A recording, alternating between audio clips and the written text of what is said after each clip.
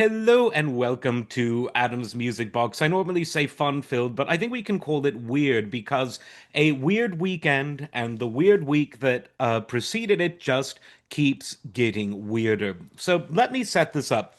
Yesterday, I had the honor and privilege to watch one of my very favorite musicians, who happens to compose a lot of satirical songs, perform live in Nashville. I wasn't able to make the gig, but I saw the live stream.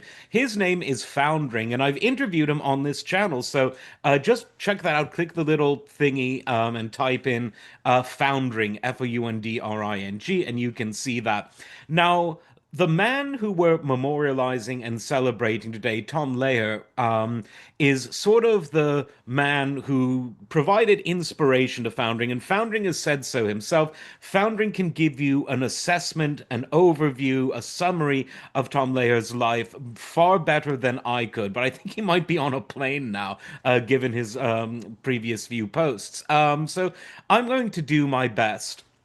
So Tom Lehrer was someone who didn't come to the world of music from the sort of desire or inspiration that sometimes spurs on great musicians to sort of enter the world of full-time musical composition or performance. Tom Lehrer, as you can sort of tell by the kinds of music he performed in his demeanor, he was a professorial type. He was an academic whose musical career was very jam-packed with a lot of songs, but he didn't actually perform for very long. He had several retirements from music, and then he, in the 1970s, went full time back into academia, where he remained into the 2000s, where he ended up retiring from both, although he remained active as someone who was available to give, speeches at universities and, things like that. Again, very understated. Think of the sort of, if you want to get more geeky and professorial than Weird Al, not that,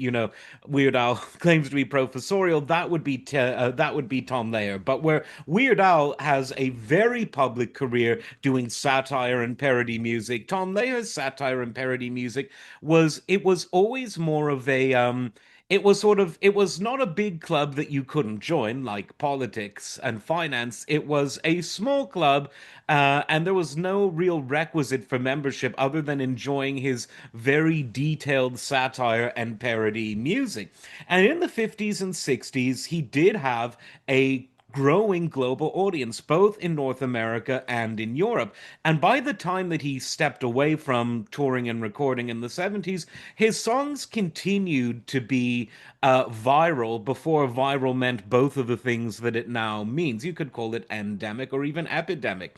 Um, the songs were featured a lot over the years on the Dr. Demento radio show, and I talked about that show very recently when I was celebrating the birthday of Nervous Norvis, one of the first people to have a novelty song, mainly because people thought a song about car crashes, complete with sound effects, was too obscene for the AM radio of the 1950s. Tom Lehrer took the novelty song, though, in very different directions, making fun of things like nuclear war and mathematics and science and the news and various racial and ethnic stereotypes.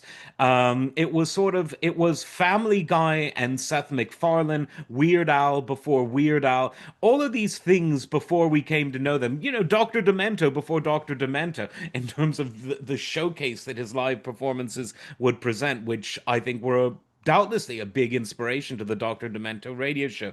He was all of these things sort of very much before there were dedicated satirists within the modern framework of the music industry, albeit a music industry that he didn't really have to kowtow or pander to because he had this other career that was really, I think, where his passion lies. But again, Foundering, the foremost historian of Tom Lehrer, I would say, could explain it far better than I.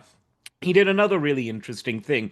A few years back, he on his website announced that he was foregoing copyright of all of his original material, all of his master rights, and he said, "Look, take the sheet music, download it, take the recordings, download it, do whatever you want with it. It is free, but someday that website will be taken down." And my fear is that now that he's gone, who I don't know what his estate and all of that stuff is going to do, but it would be a shame if this free treasure trove, this archive of satire and parody songs were to be removed from the worldwide interweb, where it very much belongs.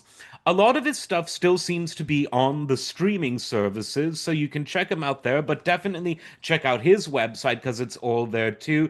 Listen to it day and night, and listen to Foundering. You can find him on X, that's where I find most of his stuff, but he's also got a Rumble channel and other places where you can buy his latest album, Speed of Science. And the reason I'm mentioning that is he really is the sort of, if you will, the spiritual musical successor to Tom Lehrer. And he admits that. Now, he would say Tom Lehrer is much better. I love them both, but I think that we're lucky that we have a young musician doing today that kind of style, combining this virtuosic piano performance and composition with the ability to compose new songs about satirical subjects or to parody existing songs with zany, scathing lyrics. One thing that both of these men seem to have in common is that they didn't give a damn about the sensibilities of the weaklings, of those who are mentally weak and somehow cannot tell the difference between words and action. Because, of course, actions can harm people, they can also help people. For instance, if you're a doctor helping starving children, but words cannot hurt anyone, no matter how they are spoken. And even if you pronounce them very slow and annoyingly, they still cannot hurt you, irritate you, maybe. And that's what these two musicians celebrated and celebrate, the fact that you can skewer anyone with parody and satire, and that if it's done in a clever way, it becomes so indelible and lovable to anyone with an open ear and an open mind. And I love it. I'm a free speech absolutist, and I think that parody and satire are a great way of making sure that we use free speech so that we don't lose free speech, because it's a muscle and it's something that needs to be exercised. The people who think that they've won the war on censorship, whether it's the social media owners, various groups that exist to shut down freedom, political forces, economic, whatever. We need to exercise that muscle of free speech in order for the freedom side of thing to be more like Arnold Schwarzenegger from a physical sense, not necessarily a political sense, and less like the person cowering in the corner.